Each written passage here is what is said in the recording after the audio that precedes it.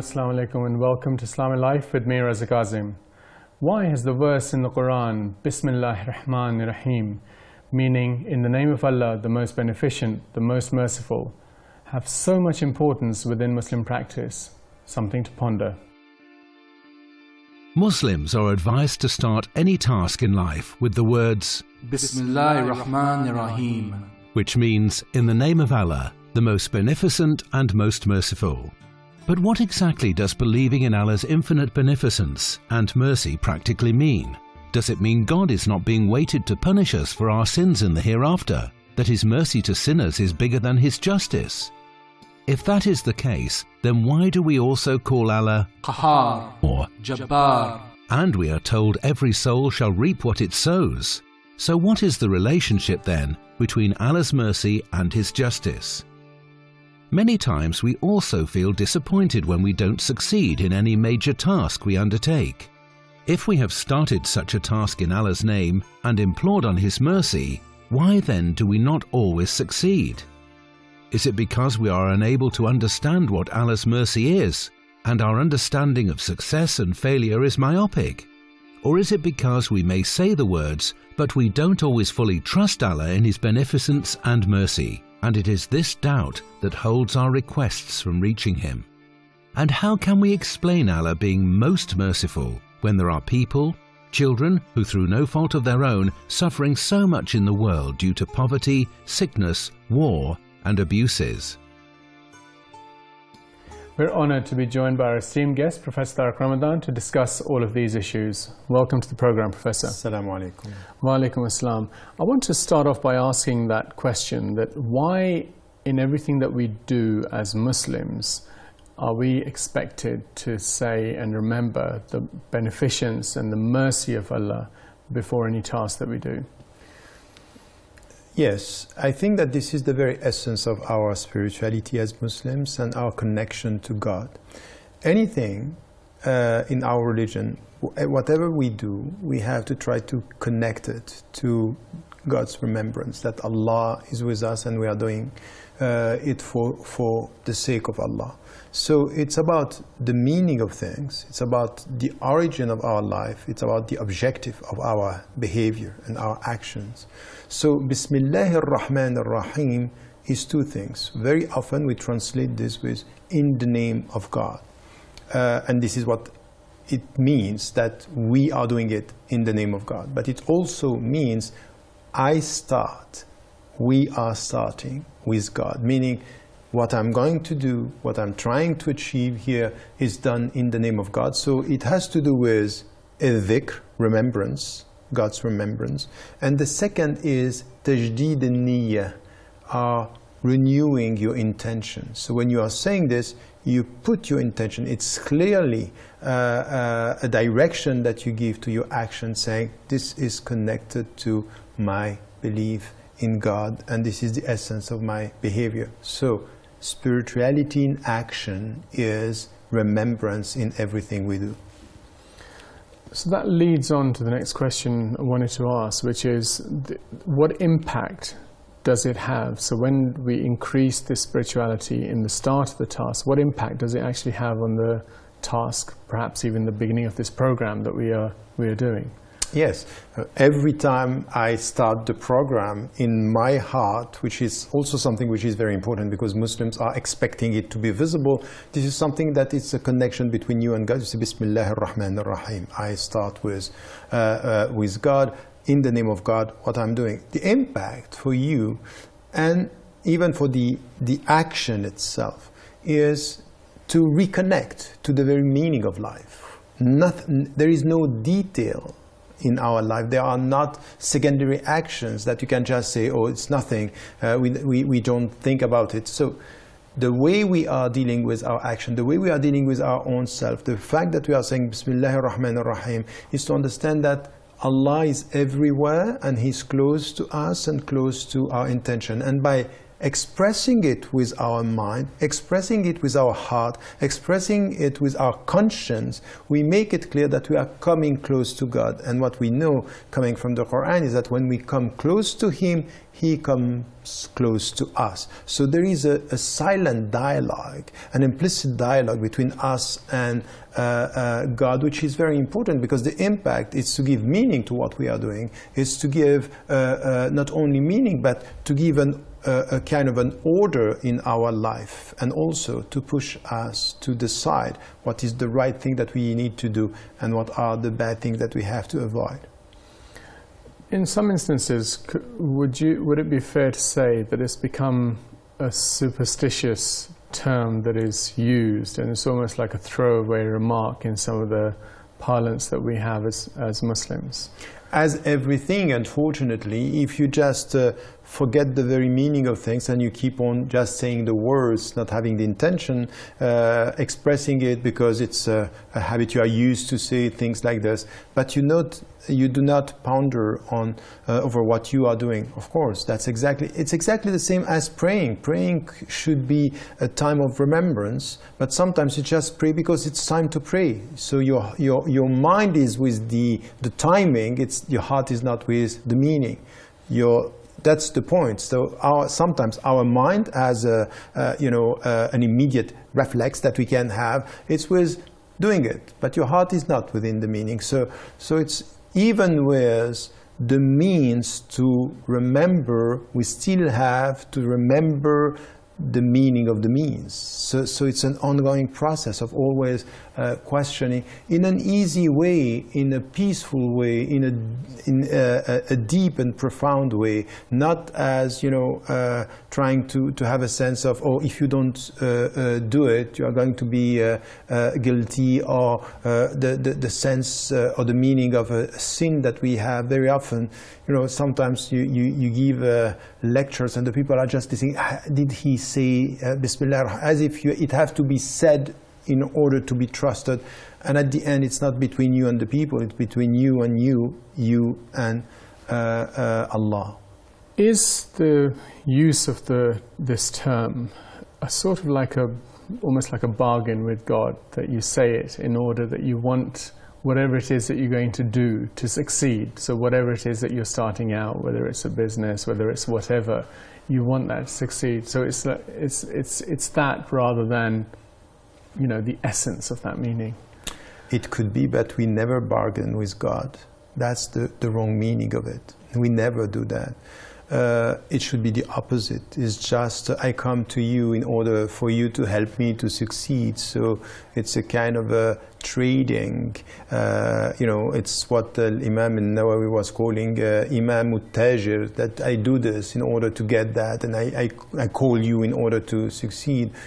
Of course, there is, and it should be, a deep feeling that I'm not going to succeed if he's not helping me. What we are saying, la hawla wa la quwwata illa billah, there is no power and no strength except with God. This is something which should be deep in our understanding. But one thing that comes to my mind, people who don't say it, people from other religions, other faiths, or no religion, do succeed. So it's not a condition, is it? It's not, and that's a very good point. The measurement of your relationship to God is not your success during this life or being successful. You can be successful with money when lost with spirituality. You can be deep in spirituality and not having so much money. So the point here, or not succeeding, you can, Ayyub in the Quran is tested. He is tested and tested and tested all his life. And in fact, this is the way God kept him, or was keeping him close to him. So we don't know the very meaning of our trials, our suffering, our success. You can be successful, and this success is the very meaning of your spiritual loss. That's because with this success you are going to forget God. So I would say here that when we are saying it is not to bargain, it's deeply to say I know that I'm not going to succeed if you are not helping me. I rely on you. أتوكل عليك. I put all my energy to succeed, but I know that at the end, if you don't want it to happen, it's not going to happen. So there is something which is important with the Sat, and there is another thing which is important, which is the name that we are using here. Allah has 99 names known, and even more than that in the Quran and in the prophetic tradition, and some of these names are not known by us. The second one, and for some it's exactly the same as Allah, is Ar-Rahman. Bismillah Ar-Rahman, we are calling Allah and coming here to the most merciful, which means also very positive. I'm relying on your power, but your power is mainly positive towards me. So something which is Ar-Rahman is the most merciful, who is welcoming me with His grace and not judging me with His wrath. How, you talked about forming this deep connection with Allah through this use of these words. How do we formulate through these words, or how do we form that deeper connection with Allah? I think it's a question of a state of mind, a state of conscience, a state of heart. We need to acknowledge one thing, is that we are vulnerable. So the deeper we are with our own self, understanding what should be intellectual humility, the sense that physically we are limited, that even with our memory we are limited, to know that He is the one who is the one beyond everything. لَيْسَ كَمِثْلِهِ شَيْءٌ. Nothing is like Him, that we cannot just imagine something which is like Him. So He's beyond everything, and we come to Him with this sense of intellectual humility, human humility, and we do, and this is also something which is important, that we are not perfect. We know that we cannot achieve everything, but we also know that Allah is saying in the Quran, لا يكلف الله نفسا إلا وسعها. He's not asking somebody to do more than what she or he can do, but what you can do, you have to do. So you do what you can do, and then you rely on it. So it's two things. In your field, in what you are doing, you have to be an expert. Allah يحب إذا عمل أحدكم عملا أن يتقنه. God likes if you do something to master it. So you do what you can do, and you go as much as you can to this. But at one point you should know that you can be the best, or you can be great. There is only one who is the greatest. It's Him, and you have to rely on Him. Lots of useful points. We do like to keep this show as interactive as possible and really value your opinion. Here is what you sent us this week.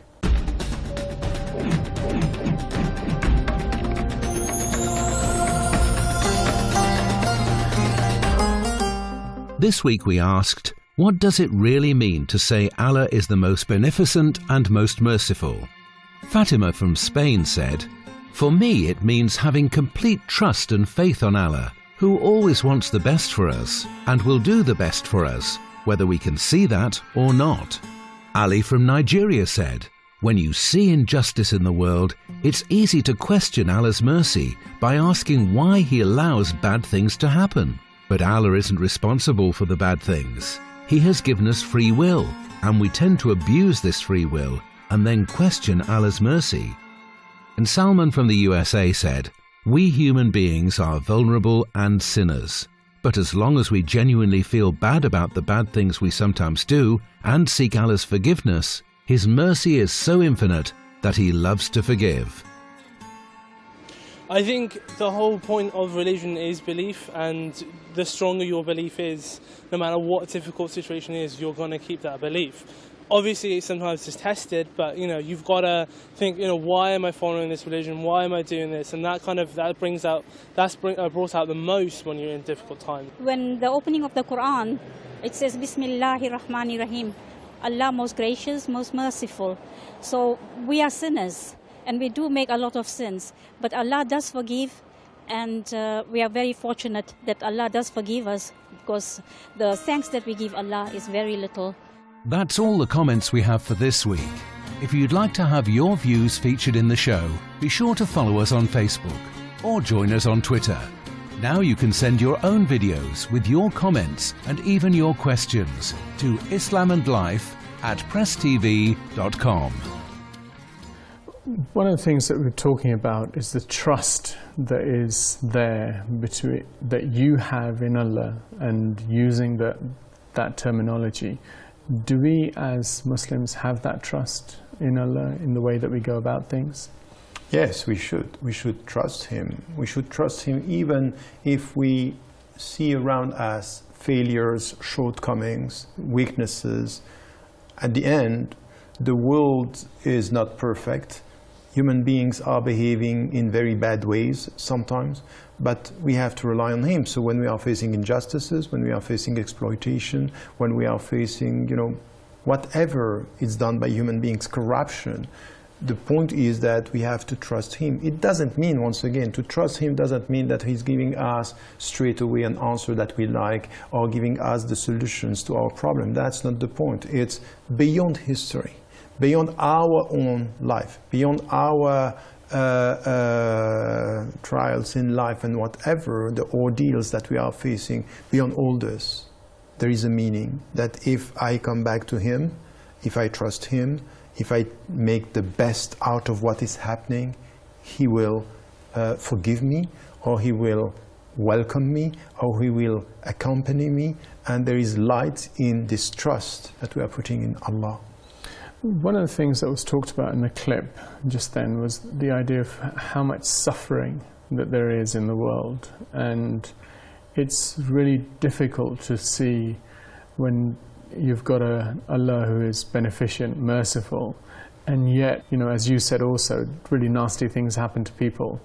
And what have those people done to deserve this? Yes, that's a very old philosophical discussion and theological discussion that we find within the Islamic tradition and outside the Islamic tradition. You find it with Dostoevsky and Brother Karamazov. You find it in Blaise Pascal, the French philosopher, and even the French philosopher Camus. But we also find it in Ibn Taymiyyah and other scholars in the Shia, in the Sunni tradition, talking about the meaning of suffering and the meaning of why bad things are happening if He is the most merciful. There are two things here. The first is corruption that is coming with human beings. So it's coming from us. So when the angels are talking to God, they say, أَتَجْعَلُ فِيهَا مَنْ يُفْسِدُ فِيهَا وَيَسْفِقُ الدِّمَاءَ. Are you going to put on earth who is going to spread corruption and bloodshed everywhere? So this is human beings. And you have another verse saying, ظَهَرَ الْفَسَادُ فِي الْبَحْرِ وَالْأَرْضِ بِمَا كسبت أيدي الناس. ظهر الفساد, it's the corruption is appearing on earth, في البحر والأرض, meaning on the seas and on the earth, out of what human beings are doing. So this is something which means that there is corruption, suffering, destruction, exploitation coming from human beings in what they are doing on the seas, on earth. So this is something which is essential here. There's also, sorry to interrupt, but there's also something, perhaps you could take that up in the answer that you give, that nothing happens without the will of Allah. How does that mix with the idea that human beings are causing this to happen, but at the same time nothing will actually happen unless Allah wills it? Yes, exactly. The point is that He created human beings with their freedom, and He knew and He knows, and in the past, the present, and the future, that human beings are behaving in a bad way. So this is for them. They will pay the price in this life and in the hereafter with what they are doing. So there is a sense of freedom. And the very essence of our creation has to do with our freedom. Even though God knows beyond what we know what is going to happen. So there is a sense here that we have to be humble with our rationality. What we know is that we are responsible of what we are doing. So on that side there is a sense that human beings are here dealing with their actions and their responsibility. Now there are other things that are happening. A young boy 8 years old suffering, you don't know why. He's innocent and still he's suffering, and innocent people are being killed. So this is where sometimes with no reason, there is no human reason, no human agency in something which is happening, which also is coming back to Surah Al-Kahf. In Surah Al-Kahf there is a story where things are happening and people are not responsible. So what is the meaning of this? It might be that we don't understand the meaning of the suffering of a young boy, that it appears to us being unjust, and still there is a deeper meaning that is related to God's will. So this is where sometimes when things are happening and we see the suffering, we come back to our own limitation and say, Allahu A'lam, God knows best. And what we have to say is two things. When we are fine, Alhamdulillah, praise be to God. And when we are facing bad things, Alhamdulillah ala kulli hal, whatever is happening, what we have is to praise Him, because there is a secret that we cannot get and understand. So we need to get the limits here of our understanding. There are things that are not always accessible with our intelligence and our mind. I think when you put that at the end of it, some people would argue, and I'm sure within the philosophical traditions that you mentioned, people argue it's a cop-out, it's the ultimate that you get-out clause, that you can say, well, you know, we don't know, so ultimately this is what's going to happen. But that suffering that people have, the children that suffer, many people that suffer who are innocent, as you talked about, how do you explain to someone that this is God's will and this is still the same Allah who is merciful, beneficent and whatever? Because the two are very difficult to reconcile. Yes, that's something which is very important. Intellectually, not everything happening to you are going to be understandable in an easy way. So sometimes what you have to understand is that when the ordeal in your daily life is coming to you, it might be that the way you are going to resist, the way you are going to face it, the way you are going to react is the way you are going to be saved. So you don't know the ways of your own salvation. It might be that you think you are innocent, and then the ordeal is helping you to purify yourself from different ways. So I think that it's always like this. We should not always try to get the rational or the visible rational reason for our suffering, but it could be an implicit secret reason of our suffering. So at one point you have to get it as something which is a test that we have to face, and out of it, this is where we are going to show our own dignity. And to the point that if it comes to you and you say, no, that's not unjust, the way you react is showing that you don't trust Him. So the way you react could be revealing of your lack of trust and your lack of connection to Him, because you reject the test because you think you are better than the test. And no one is better from our life tests, so to speak. So no one could say, I'm better than that. No, you can't say this. You have to face them. And especially the problem could be with young boys and young girls when they are, children, or for example, they are dying and they are suffering. How are you going to go along with them? It's very difficult. This is where, with lack of intellectual logic, you need to have deep faith and deep spirituality. Almost the idea of how Muslim are you, how much have you submitted. Are we, in this discussion so far, the dimension that we've looked at is the life of this world.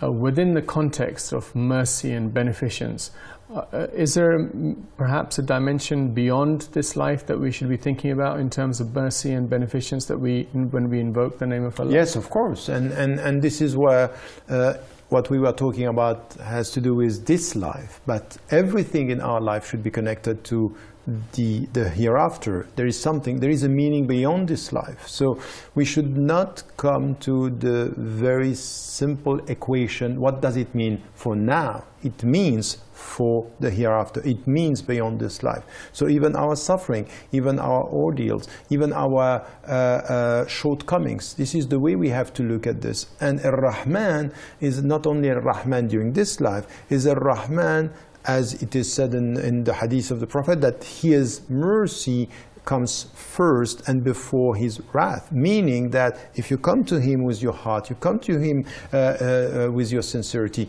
you are going to be forgiven. And forgiveness is essential in our relationship to God, in the way we are looking at this life, knowing that with his justice in this life we are all lost. With his mercy in this life and the hereafter, this is the way we can be saved. On that note, in order to remember Allah in whatever condition we find ourselves, whether living a life of luxury or a life of misery, one could argue is the ultimate definition of the word Muslim.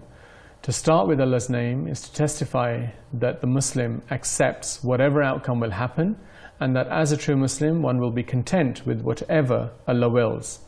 That's all the time we have today. I would like to thank Professor Tariq Ramadan for joining us, and I thank you all for watching. Until next time, goodbye.